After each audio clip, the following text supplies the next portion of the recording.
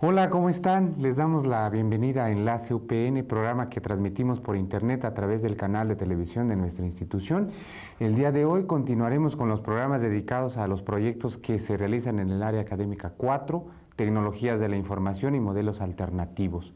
En esta ocasión nos acompañan las profesoras Ivonne Sandoval y la profesora Eda Jiménez con el proyecto intitulado Prácticas de la enseñanza de las matemáticas en la educación primaria con mediación de las tecnologías digitales, relación entre las competencias tecnológica, conceptual y didáctico-pedagógica. Bienvenidas, profesoras.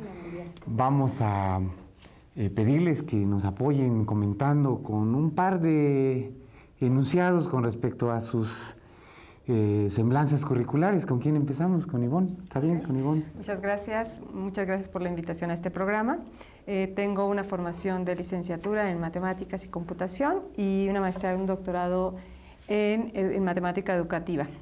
He participado en la elaboración de libros de texto para primaria y secundaria y he participado en diferentes proyectos donde se vinculan tecnologías y matemáticas. Muy bien, muchas gracias, Ivonne. Eda, por favor. Hola, pues yo soy profesora de educación preescolar y educación primaria.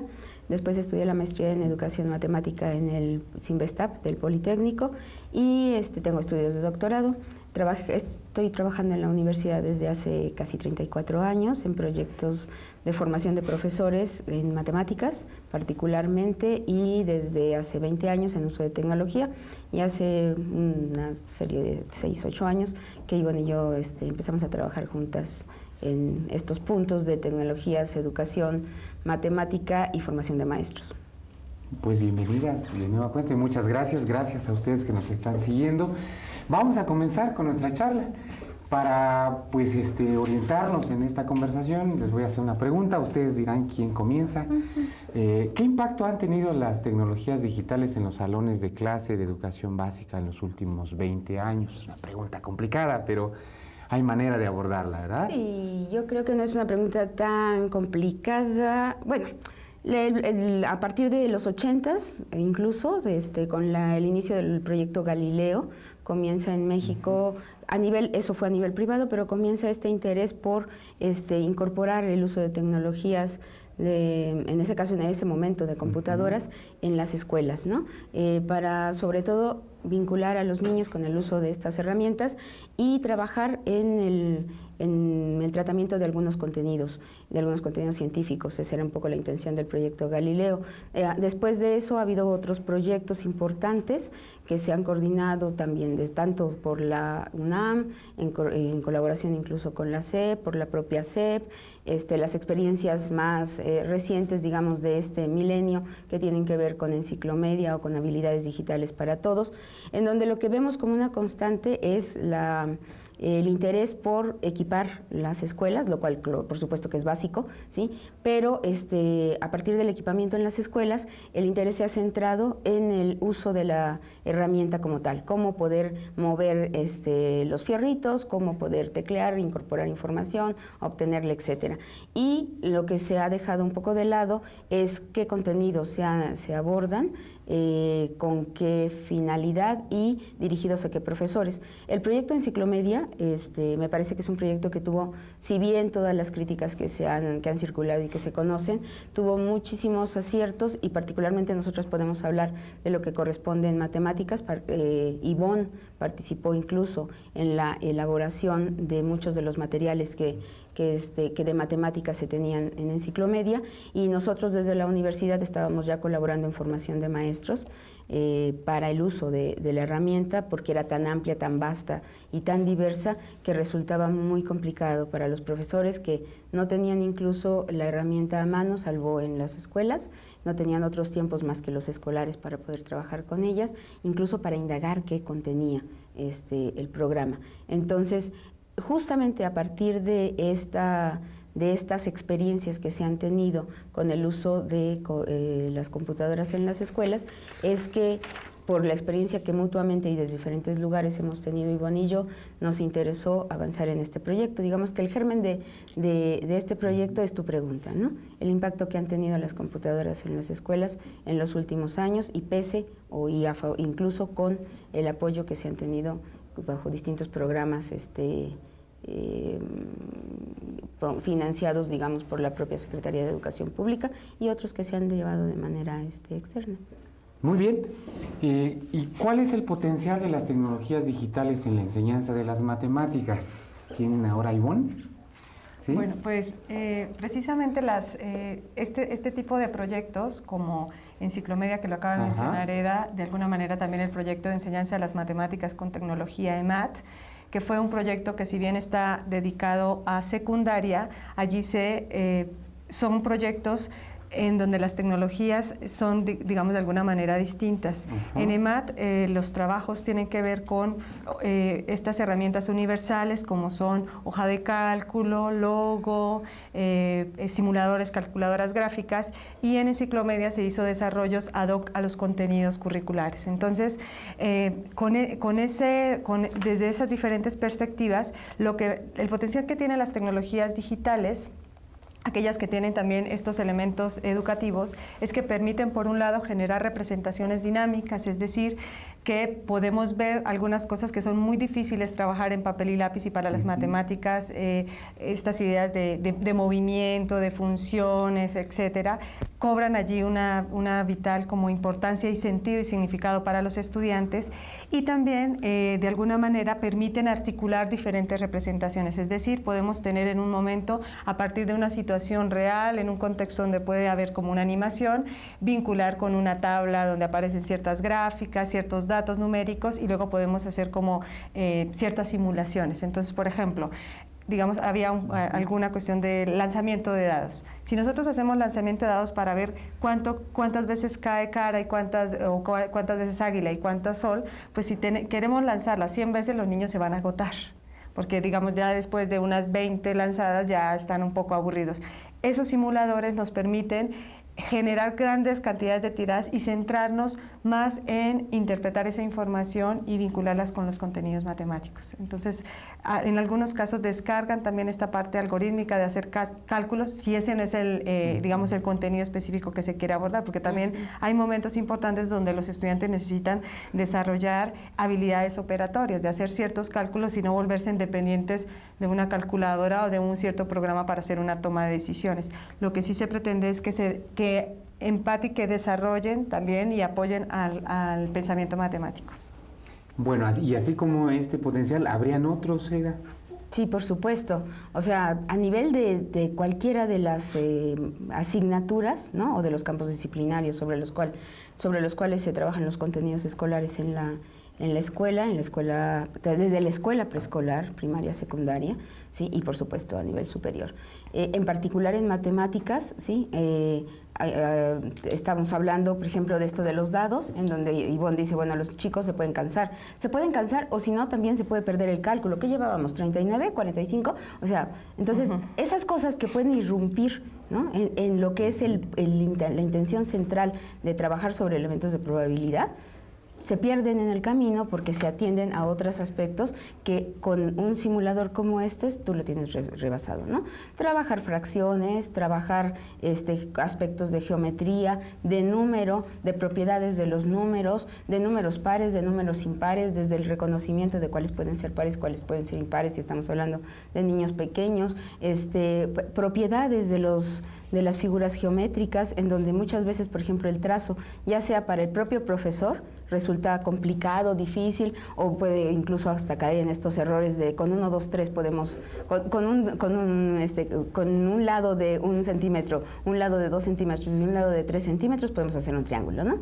O sea, lo cual es un error total, ¿sí? Pero que eso no se puede evidenciar cuando el trazo que tú haces es aproximado en el pizarrón, con gis o con plumón para pizarrón blanco, y tú dices, este mide 1, este mide 2, este mide 3, ¿sí? Eso es una práctica común en los salones de clase y es un error tremendo en términos geométricos, ¿sí? Pero si tú lo haces con un simulador o con una herramienta dinámica, lo que ves es que no te cierra el triángulo. Y entonces la maravillosa pregunta es, ¿y qué está pasando aquí? ¿Se necesitará alguna condición específica para que un triángulo pueda cerrar? ¿O cualquier número que tú incorpores con los lados es válido, ¿no? Entonces empiezas a hacer preguntas. ¿Yo puedo hacer un triángulo de 2, 2, 2? Pues sí, ¿no? Vamos a probarlo, porque no se trata tampoco de un acto de fe. Entonces lo que necesitas es probar. Y una herramienta que te da ese nivel de precisión, si tú dices, este es un segmento que mide 2 centímetros y este 2 y este 3, ¿qué tipo de figura me forma? ¿Sí? Y si yo lo hago con aumento 3, o la clásica, que es un ejemplo que hemos usado en algunas ocasiones, ¿no? Yo con un triángulo de altura 10 y base 5, ¿cuántos triángulos puedo formar? ¿No? Y pues la gente dice, pues 1, ¿no? Bueno, 2, quizá 3, ¿no? Y tú te puedes dar cuenta que si tú vas recorriendo, ¿sí? Nada más el lugar de la altura y se van moviendo, ¿sí? Los otros segmentos que forman el triángulo manteniendo la base, pues lo que haces es formar una cantidad enorme, infinita, se podría decir, Ivonne, de triángulos, ¿sí? Sí, entonces es como esta idea de que permiten explorar y estas ideas de conjeturar y verificar, ¿no? Que de alguna manera no es tan sencillo a veces cuando trabajamos con lápiz y papel, pero que estas herramientas, en el caso de las matemáticas, sí se complementan muy bien con actividades de lápiz y papel, ¿no? Entonces sí que van generando precisamente ese desarrollo, ese pensamiento matemático de en qué caso sí es válida una construcción y no, cuáles son las condiciones que tiene que tener para responder cierta pregunta y cómo podemos.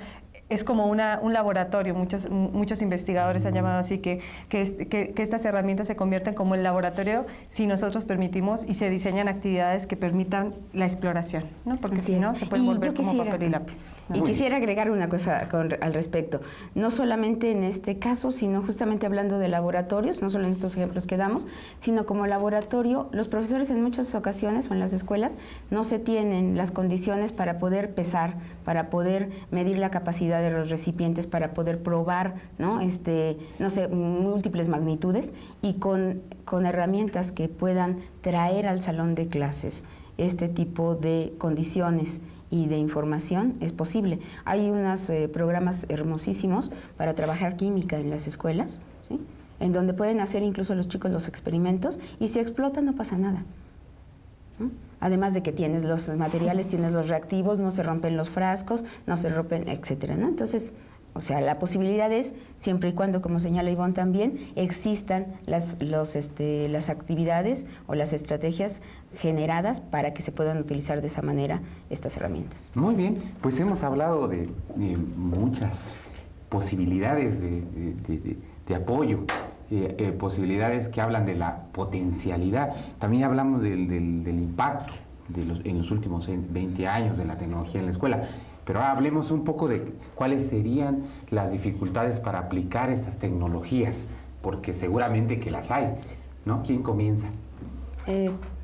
Bueno, pues una de las dificultades precisamente tienen que ver con la formación de los profesores. Formación de los docentes. La formación de los docentes. Ese ya es un punto que se ha señalado desde las propias experiencias vivenciadas, pero también desde las investigaciones que se han realizado, por ejemplo, como el Banco Interamericano de Desarrollo, en los cuales han señalado ya específicamente que si bien es importante la infraestructura, es tan importante la formación de profesores, ¿no? Como el mantenimiento de esa infraestructura para que siga funcionando. Entonces, la formación de profesores no solamente es en que aprendan a cómo usar la herramienta desde el punto de vista cómo se prende, cómo se apaga, cómo se busca un recurso, que son importantes, pero más importantes es cómo utilizarla para enseñar ciertos contenidos. En el caso de matemáticas es cómo utilizo este recurso para enseñar, si es un recurso de fracciones, para que los alumnos aprendan las fracciones. O sea, más pensado desde la actividad matemática que realizan los niños. Entonces, cómo el profesor, cómo puede gestionar la clase, ¿no? Para poder hacer ese tipo de logros en su salón. Y otros elementos tendrían que ver con, justamente asociado con lo que señala Ivonne, hacer este descentramiento que está asociado a lo que es la formación de maestros, es de mover este lugar de centrados en el enseñar, en centrados en el aprender. Y el centrados en el aprender, si tienes una buena herramienta o si tienes una buena estrategia para utilizar incluso estas herramientas universales, no las que fueron creadas ad hoc para generar estas situaciones didácticas, sino herramientas universales que pueden ser recuperadas, como ya se señalaba para el caso de matemáticas. El Excel, ¿sí? Una hoja de cálculo puede tener un potencial enorme si los profesores tienen herramientas para poderlas usar. Entonces, centrarse en el aprendizaje, ese sería un elemento muy importante. Ahora, ¿Qué se requiere para ello? Efectivamente sí, saber cómo usar la computadora, pero ese es un primer paso necesario, pero no es el único, ¿no? Es, como es, necesario, pero no es suficiente, ¿sí? Y entonces, conocer eso, tener dominio sobre el contenido que vas a abordar, ¿sí? O sea, tú no puedes orientar a un estudiante en su aprendizaje si tú no tienes un conocimiento del propio contenido y de las dificultades que puede entrañar para ese estudiante el contenido. Entonces, si quieres hacer una acertada intervención, lo que necesitas es poder interpretar qué es lo que está pasando con ese estudiante para poder adecuar las situaciones que él está viviendo o lo que está experimentando, porque a lo mejor requiere unas actividades previas o requiere otro tipo de apoyo. Entonces, saber sobre la herramienta, saber sobre el contenido, saber sobre el estudiante y las dificultades que pueda plantearle en la aproximación a ese contenido, y desde ahí estamos hablando nosotras, en eso creemos, en didácticas específicas, ¿no? No en didácticas generales, y además, sí, poder tener una formación pedagógica que permita articular todos estos elementos de conocimiento, ¿sí? O sea, saber del contenido, saber de la herramienta, saber del estudiante, saber cómo enseñar, ¿sí? Saber hacia dónde orienta mi currículum, o sea, lo que yo estoy enseñando ahora, ¿sí? ¿Qué horizonte plantea, ¿no? Cómo puede apoyar a otros contenidos de la propia disciplina más adelante y cómo se vincula con áreas de las asignaturas que estoy trabajando en ese momento. Y no estamos haciendo una consideración generada por nosotras, sí es una de las autoras sobre las cuales nosotros basamos nuestro trabajo, que es Deborah Boll, ¿sí? Y que habla de todas estas dimensiones de lo que hace al conocimiento para la enseñanza de las matemáticas.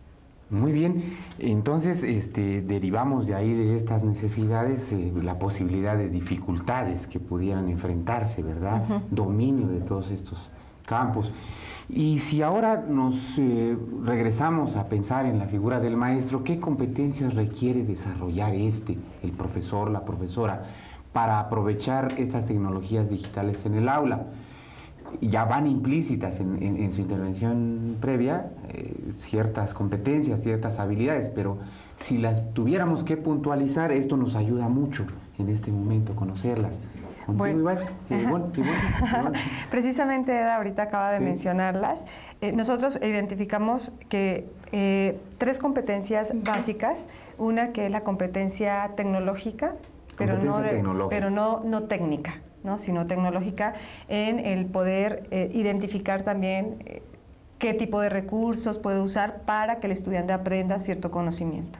O sea, donde el eje es el contenido y no, ahora tengo este recurso, ¿cómo lo uso? ¿No? ¿Para qué tema me queda bien? Sino es a la inversa. Otra competencia que nosotros hemos identificado es la didáctica del contenido. En este caso, la didáctica de las matemáticas.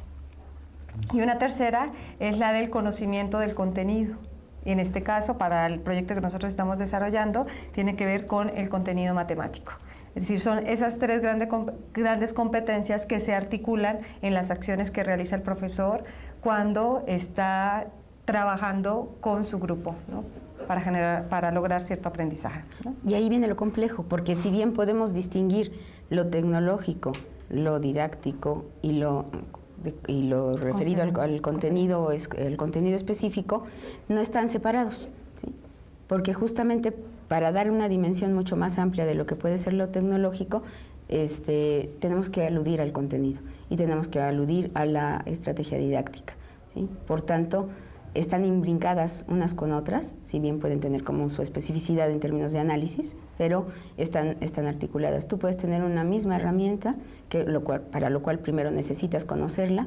Cuando tú la conoces, puedes identificar el potencial que tiene y no necesariamente guiarte solo por lo que te plantearon como primera aproximación para poderla recuperar para una actividad específica con tu grupo. Tú puedes ir haciendo las adecuaciones porque conoces a tu grupo, porque dominas el contenido, ¿sí?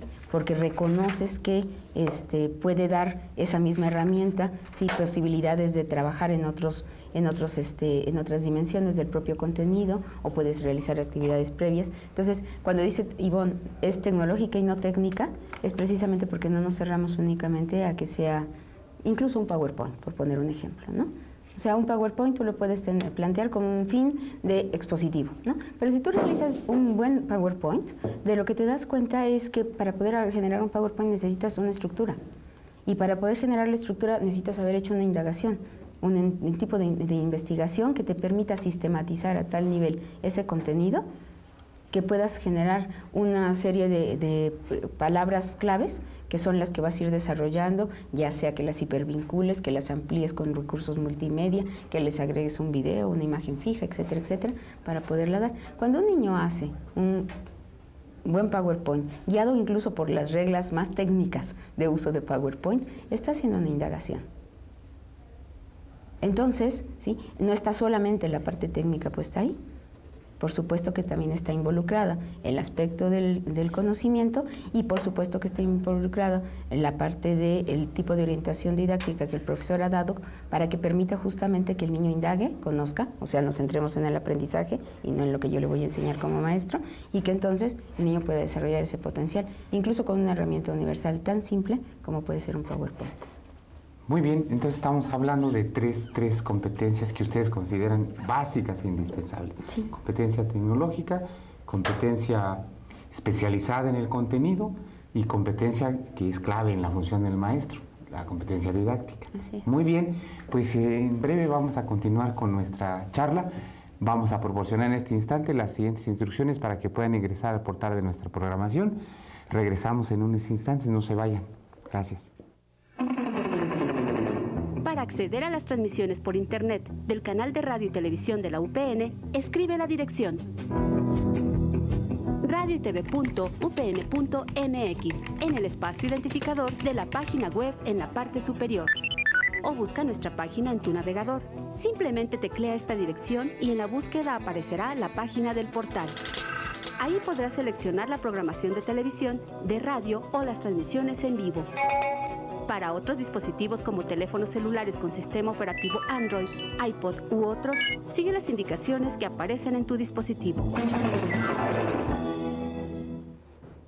Estamos de vuelta con nuestras invitadas y estamos charlando sobre el uso de la tecnología en la enseñanza de las matemáticas en la educación básica. Y vamos a entrar a un tema que me parece que es central en este día, en esta charla que estamos sosteniendo, y para lo cual yo les pediría que nos platicaran cuáles son los antecedentes directos del proyecto al que hemos estado haciendo referencia desde el comienzo de este set, ¿no?, de esta programación. Bueno, los antecedentes, por un lado, tienen que ver, como en un principio los enunciamos, con la experiencia en la que hemos participado, tanto Eda como yo y algunos de los colegas que conforman el equipo de investigación, en proyectos como los que mencionamos en el apartado anterior, ¿no? Otros antecedentes tienen que ver con la parte de investigación en específico, que en eso nos centraremos en este momento, que son unos vinculados con el aprendizaje. Entonces hemos estado participando tanto a nivel nacional y tenemos reportes a nivel internacional de lo que los niños aprenden cuando se utilizan tecnologías. Entonces se ve que los estudiantes desarrollan habilidades para interpretar representaciones dinámicas, facilitan el aprendizaje de ciertos algoritmos, de desarrollar ese pensamiento matemático que se busca, estas ideas de comunicación, facilitar la comunicación entre unos y otros, en la búsqueda, de ser más indagadores. Y respecto a los profesores, que es el centro de atención, el foco de nuestra investigación, hemos encontrado que el uso de las tecnologías, por un lado, es un proceso que genera cambios dentro de la cultura escolar, es decir, dentro de los roles que juegan el profesor, el alumno y los mismos recursos tecnológicos, y que esos procesos de cambio no se dan de inmediato. Entonces, son procesos lentos, que llevan cierta evolución, como lo comentaba Eda, pues en lo que los profesores se familiarizan con la tecnología, y también hay ciertos factores como la confianza, porque muchas veces hay cierto tipo de programas que, si bien en la hoja de papel, el papel no nos dice si estamos bien o mal, muchos de los programas interactivos pues dan esa retroalimentación inmediata a cada una de las acciones, ¿no?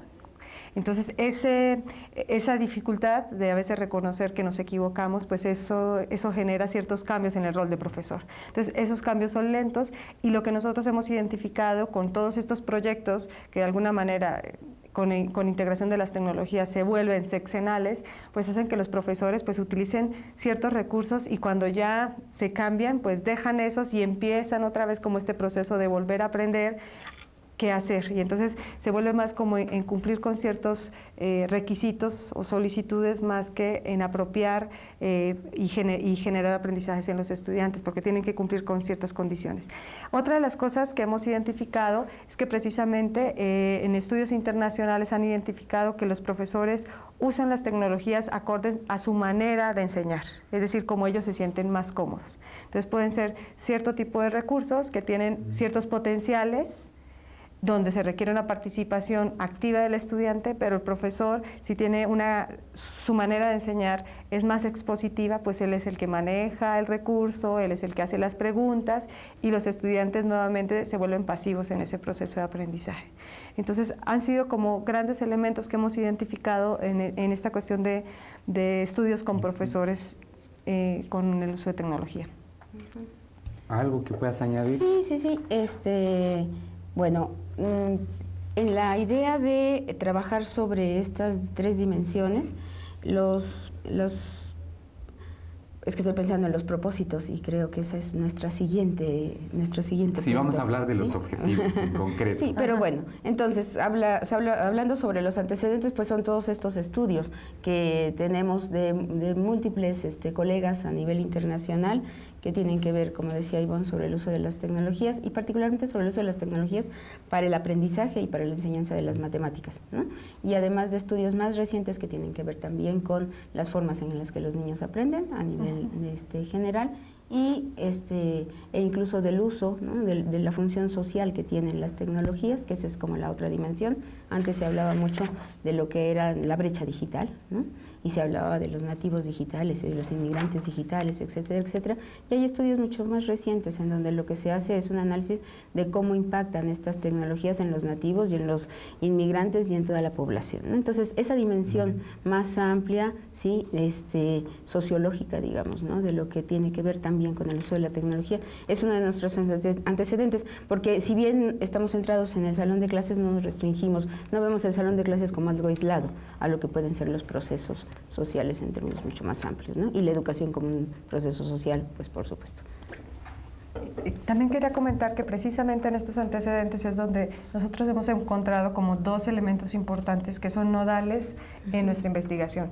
Por un lado, que Eda ya lo comentó, que tiene que ver con un grupo de investigadores americanos y también españoles que han venido trabajando sobre lo que se denomina el conocimiento matemático para la enseñanza y que de alguna manera ellos lo que plantean es que hay como 2 grandes miradas, una que tiene que ver con la parte especializada, que es una de nuestras competencias, de la parte de las matemáticas, conocimiento del contenido común, etcétera, y por otro lado su didáctica, es decir, que el profesor ciertos conocimientos que debe tener sobre el conocimiento y los estudiantes, o sea, qué dificultades pueden tener los estudiantes cuando aprenden ese conocimiento, qué estrategias se pueden implementar para la enseñanza de ese contenido, cómo está organizado ese contenido en el currículum, cómo se vio antes y cómo se ve después. Entonces son todos esos elementos que a partir de estos investigadores nosotros hemos identificado y forman parte de nuestro marco teórico.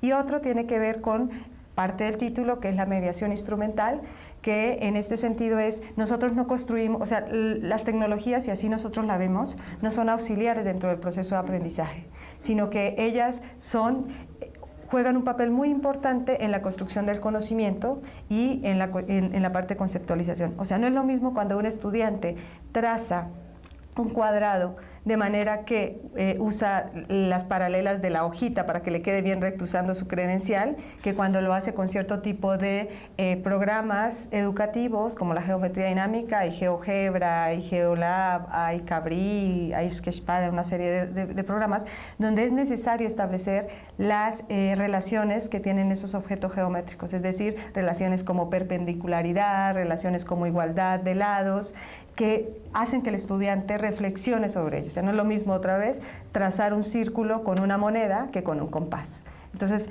por eso para nosotros un elemento importante es que estas herramientas no son auxiliares, sino juegan un papel importante en ese proceso de conceptualización de las matemáticas. Y tampoco apostamos todo nada más a las tecnologías. Digitales. Digitales, exactamente. No solo todo a las tecnologías digitales, o sea, todos los recursos que puede ver por fuera de estas herramientas también son importantes, ¿no? Es combinar, y ahí es donde entra el reto de lo tecnológico y lo didáctico, ¿no?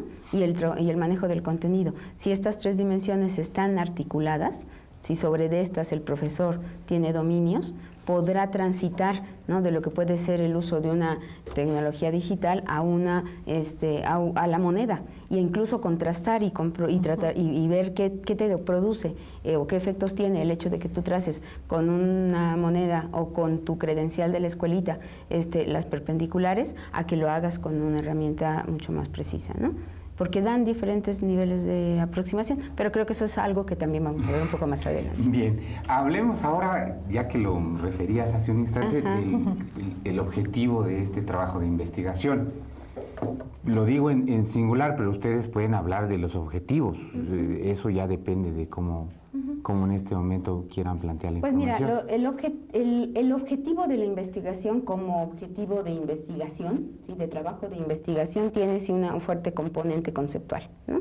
Para nosotros uno de los propósitos es poder aportar y agregar de manera teórica elementos que puedan dar soporte al sentido de por qué hablamos de tres competencias articuladas, ¿no?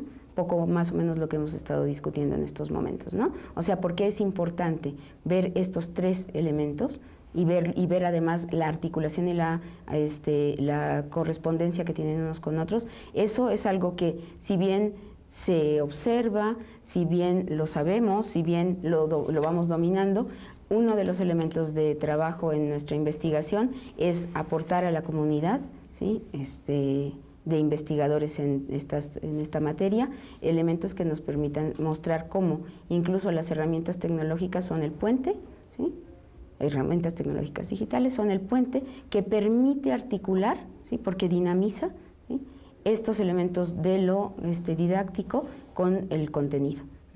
El didáctico entendido como lo que puede ser los procesos de enseñanza-aprendizaje, los niños, ¿no?, la consideración acerca de lo que los niños saben, las dificultades que tienen para poder trabajar en él, etcétera, y el dominio del contenido en sí, porque el dominio del contenido tampoco te da todas las herramientas para poderlo enseñar, ¿no? Que son discusiones que están, bueno, en estos marcos, ¿no?, de lo que trabajamos.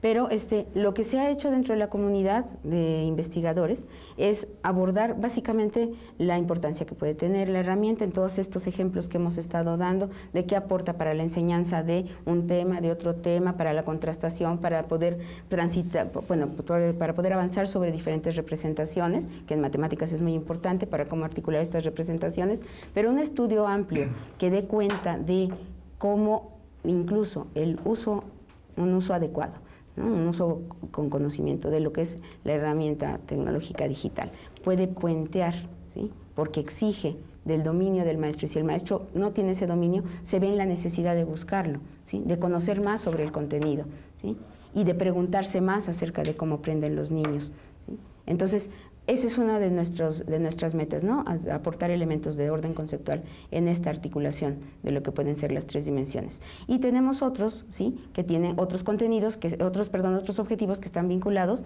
a lo que es cómo están usando los profesores las herramientas digitales, porque también se requiere de un diagnóstico, ¿no?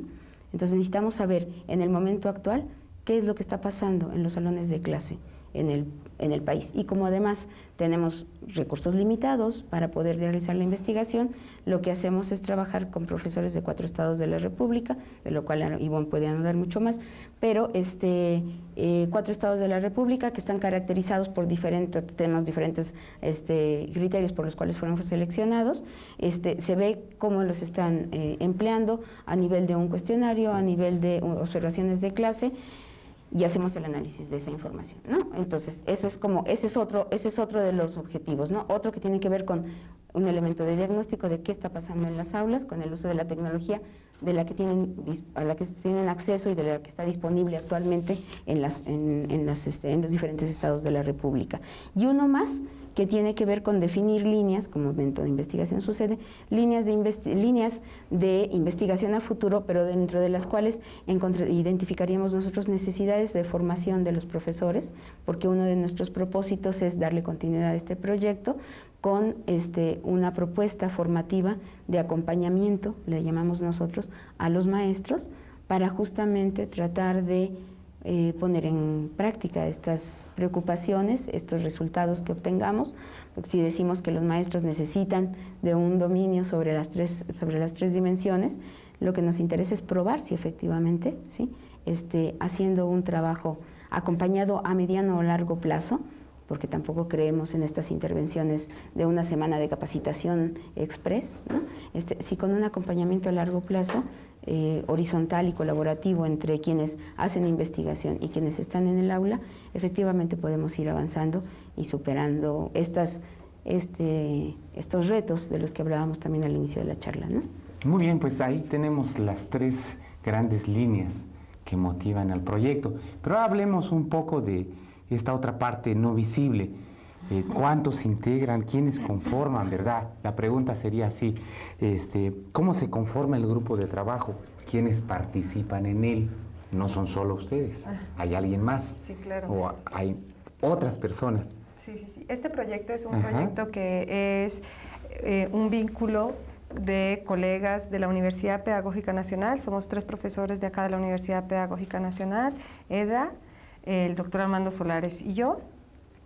Se vincula otros colegas de fuera de la Universidad Pedagógica, pero también mexicanos, que es Nadia Gil, ella trabaja con la Secretaría de Educación Pública. Tenemos, y digamos como un equipo de investigación, son 2 profesores españoles, uno de la Universidad de Huelva y otro de la Universidad de Granada. Entonces, ese es como, digamos, el equipo de investigación. Pero además del equipo de investigación, participan otros estudiantes del doctorado en educación de esta casa de estudios. Han participado 2 estudiantes que ya se titularon de la maestría en desarrollo educativo de la línea de tecnologías de la información y la comunicación en educación, de la maestría en la línea de educación matemática, y estudiantes de licenciatura tanto de pedagogía como de psicología.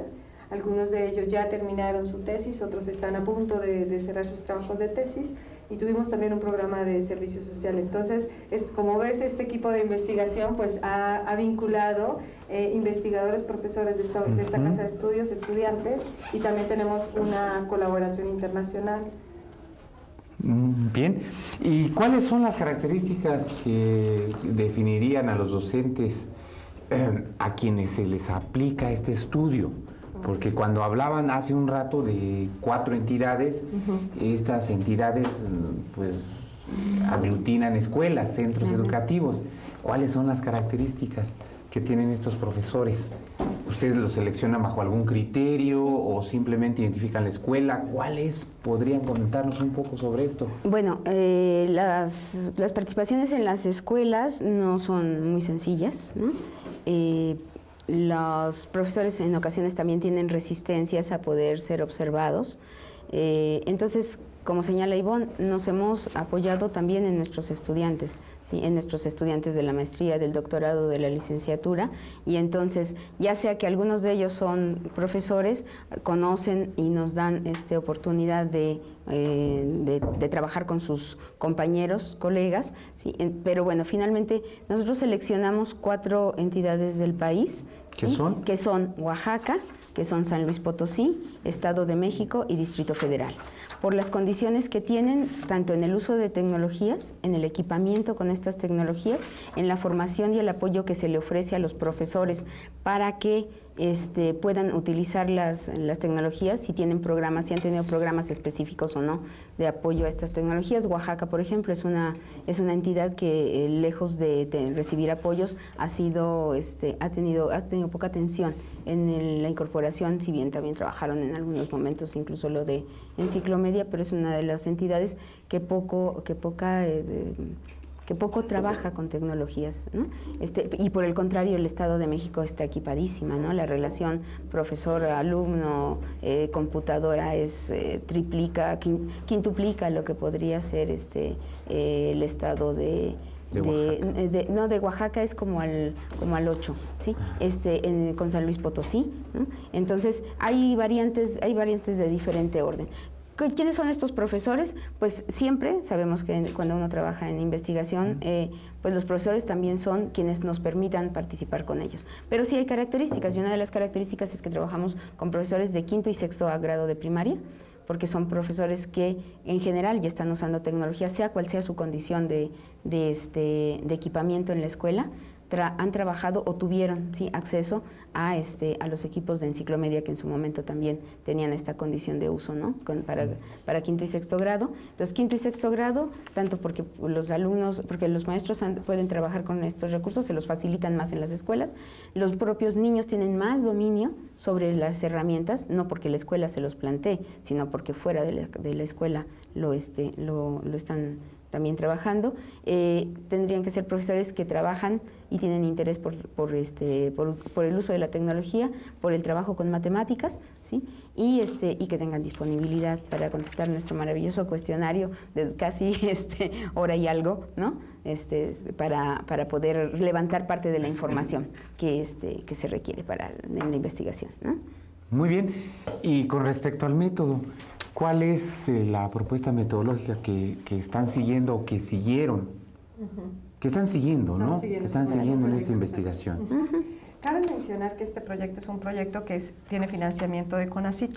Entonces, creo que también es un elemento importante que quisiéramos resaltar, ¿no? Destacar, bueno, porque es uno de los proyectos de los que ha apoyado CONACYT en esta casa de estudios, de los pocos proyectos. Entonces, nosotros hemos dado, como lo comentaba Eda, nosotros trabajamos por un lado con estos profesores de estos 4 estados de la República con estos criterios de selección, pero tenemos ciertos instrumentos que somos los que nosotros estamos trabajando. Estamos haciendo un estudio que es mixto, con análisis cualitativo y cuantitativo.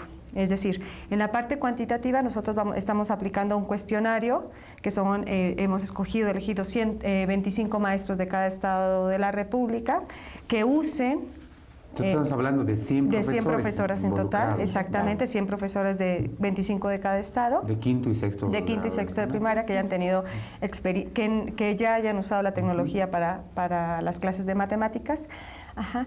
Eso es como la parte del cuestionario, la parte cuantitativa. En ese sentido, pues ha sido un reto generar un cuestionario en el cual pudiéramos articular esas 3 competencias.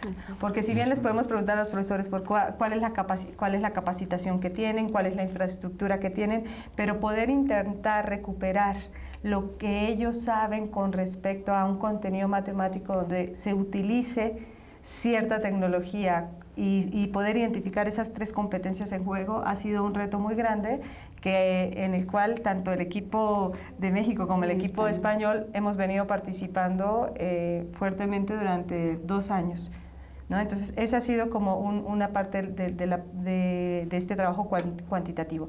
De la parte cualitativa de estos profesores se han seleccionado 2 profesores por cada estado en los cuales hemos estado observando en sus clases de matemáticas, entonces una observación no participante, nada más entramos a la clase, observamos lo que el profesor hace y luego discutimos y vemos cómo están jugando esas 3 competencias.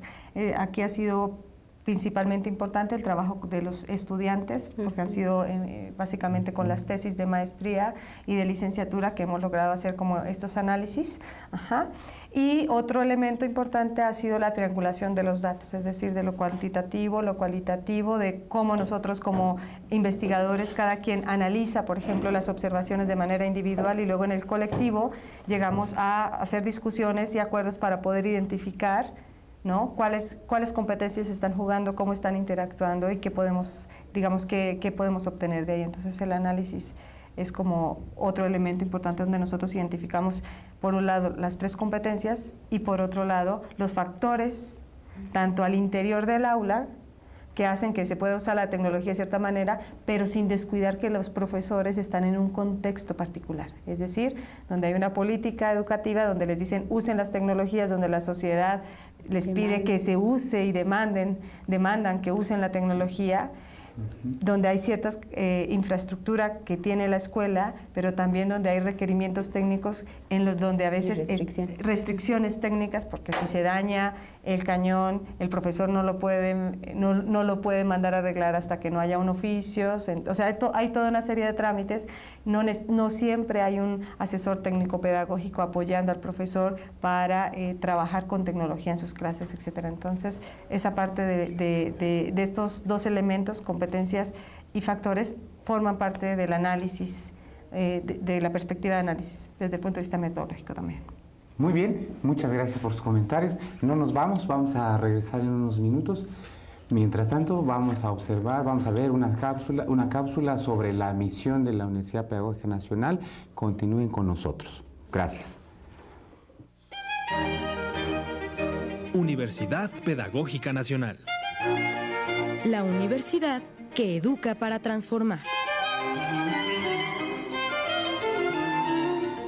Misión UPN.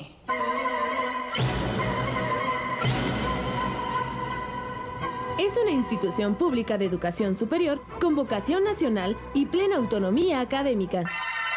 Nuestra misión se orienta a la formación y desarrollo de profesionales de la educación y a la generación de conocimiento de acuerdo con las necesidades del país, considerando la diversidad sociocultural. Misión UPN. A partir de sus funciones sustantivas, docencia, investigación y difusión, se vincula con el sector educativo, con organizaciones sociales e instituciones nacionales e internacionales con el fin de atender la problemática educativa y el fomento a la cultura. Universidad Pedagógica Nacional. La universidad que educa para transformar.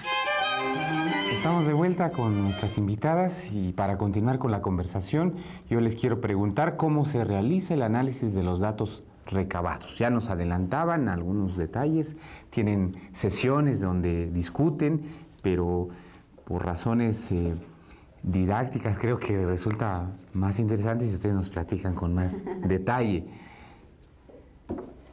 Bueno, ¿cómo analizamos? Tenemos referentes teóricos de los cuales hemos estado comentando de manera separada, ¿no? En los distintos momentos, o sea, hacemos alusión a teóricos como Débora Boll para hacer todo el análisis de lo que pueden ser las dimensiones. De la práctica tenemos como otro referente a Sud, que es con quien nos apoyamos para hacer el análisis de los factores, ¿no? Y trabajamos también con una categorización que hace Hughes acerca de los usos que se plantean de la tecnología. Teóricamente, digamos que estos son los grandes, además de Ruthven y además de todos nuestros otros teóricos. Tenemos todo de Rabardel, tenemos todo un soporte teórico del cual desprendemos nuestras categorías, tanto para el análisis de lo que pueden ser los factores que intervienen en el uso y de qué formas, ¿no? de la tecnología para poder hacer el análisis de los tipos de usos que los profesores hacen al interior de clases con las propias tecnologías, de lo que haría a las dimensiones para poder hacer el análisis de lo que los profesores planean, desarrollan y evalúan en las clases cuando usan tecnologías, etcétera, ¿no? Entonces, con estos referentes, lo que tenemos nosotros, hemos mantenido un seminario a lo largo de estos 2 años de trabajo con los colegas españoles, que quisiera yo mencionar además porque hemos dicho sus universidades, pero no hemos dicho sus nombres, y estamos hablando para el caso de la Universidad de Huelva, de Nuria Clements, y para el caso de la Universidad de Granada, de José Luis Lupiáñez. Entonces, con Nuria y José Luis trabajamos en sesiones remotas, intercambiando los materiales y los productos que se tienen, desde las observaciones de clase hasta hasta el diseño de los cuestionarios y los resultados de los pilotos para seguir, ¿no?, en sesiones muy interesantes, porque además tienen toda la exposición para estar en deshoras comunes, ¿no?, discutiendo y analizando, ¿no? En eso hemos desarrollado una práctica bastante interesante de cómo a distancia poder discutir en grupo, en pequeños grupos, y también poder producir, que eso será una cosa que diremos más adelante, pero para poder discutir y para poder debatir tanto en grupos como en todo el colectivo, ¿no? Hemos tenido también reuniones presenciales con ellos. Ellos han estado aquí en México y nosotros hemos estado en una ocasión en un seminario muy intenso con ellos allá, y lo que hacemos es, con base en nuestros referentes teóricos y en nuestras categorías, poder ir como desprendiendo hacia los aspectos que tienen que ver con la parte más conceptual, que es uno de nuestros propósitos en la investigación, como hacia la parte del análisis de lo que está sucediendo con los profesores. En este momento, mucho del trabajo que se ha desarrollado tiene que ver con nutrir el propio diseño del cuestionario. O sea, más que dar resultados, tenemos resultados sobre la aplicación de los pilotos, pero un elemento muy importante, además de todos nuestros referentes teóricos, es lo que hemos obtenido, ¿sí?, empíricamente a través de las observaciones y de los piloteos del cuestionario, para poder reorientar tanto nuestra aproximación con respecto a las 3 dimensiones, y por tanto, una vez ubicando esa parte, ¿no?, de conceptual sobre las dimensiones, poderlo reflejar, como señalaba Ivonne, a nivel del cuestionario, ¿no? Y bueno, los debates que tenemos sobre los aspectos que vamos encontrando, de las lecturas que vamos agregando y de las discusiones que vamos teniendo, ¿no? Entonces, esa es como una vía en la cual hemos estado trabajando, y tener un producto como lo es el diseño del cuestionario se ha convertido como en una condición muy interesante para el debate, porque no debatimos sobre lo que los autores plantean, o no debatimos únicamente sobre lo que observamos de los profesores en las sesiones de clase, sino también eso lo tenemos que reflejar en un producto propio, que es este gran reto que en un primer momento no lo pensábamos tan complejo como es el diseño del cuestionario. En principio habíamos pensado en levantar información porque era relevante de cómo están los profesores trabajando en tecnologías, pero poco a poco, al ir complejizando nuestra aproximación, nuestro instrumento se tiene que volver también más complejo, porque si no, no corresponde a lo que queremos indagar, ¿no? Entonces, ese es como un nivel, digamos, dentro de la discusión que llevamos a cabo, ¿no? No sé si, Ivonne. ¿Algo que puedas añadir, Ivonne? Sí, precisamente que en esta elaboración tanto de cómo analizamos el cuestionario, los datos del cuestionario y los datos de las observaciones, pues se han generado categorías de análisis e indicadores observables para esas prácticas. O sea, ha sido un reto poder generar esos indicadores que nos den cuenta de, si bien es solo un momento en una observación, pero donde interactúan las diferentes competencias. Entonces, generar esos indicadores como competencias ha sido algo muy intenso, pero que nosotros vemos que ahora lo estamos viendo como frutos que nos facilitan mucho el análisis. O sea, tenemos esas grandes categorías, esos 3 grandes grupos, y hemos generado en cada uno de ellos unos ítems observables que nos permiten analizar tanto lo que estamos obteniendo del cuestionario como lo que se ha obtenido de las observaciones de clase. Muy bien. Y si nos saltamos ahora de la parte metodológica a los resultados, hablemos de ellos, cuáles serían estos resultados y cuáles serían las líneas de investigación que se desprenden de este estudio que están llevando a cabo.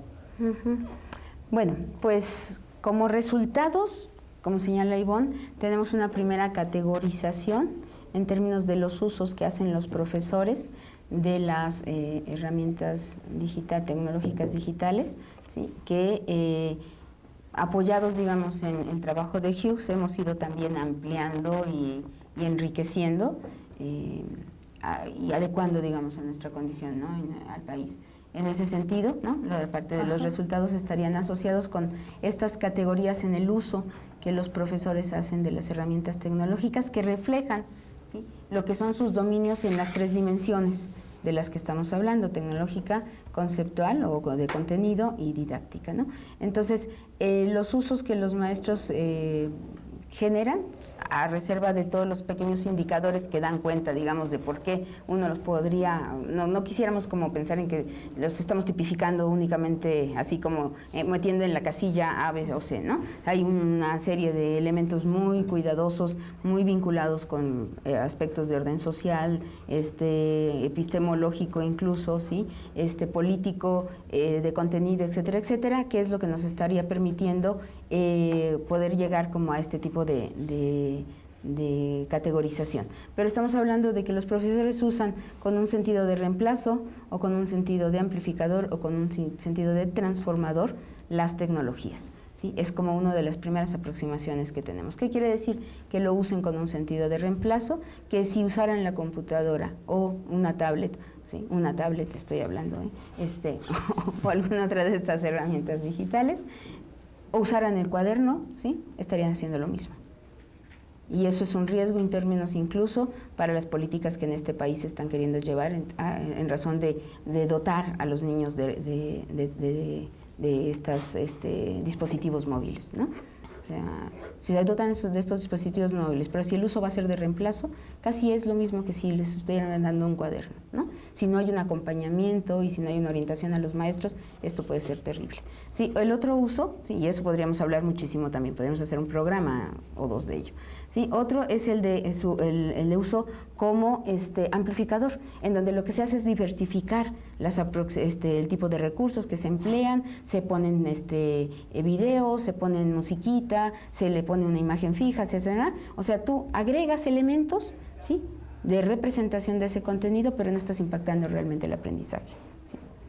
O lo diversificas un poco, algo, pero no hay una intención. Y el uso como transformador implicaría, efectivamente, como decíamos incluso al inicio de nuestra charla, que el profesor modifique el rol que tiene, ¿no? Que se centre más en el aprendizaje, en lo que va a proponer se esté más orientado hacia los aprendizajes de los estudiantes, en donde se puedan hacer pruebas que bajo otro recurso no es posible hacerlo. Y eso implicaría incluso hacer una reorientación de lo que en la escuela se está enseñando.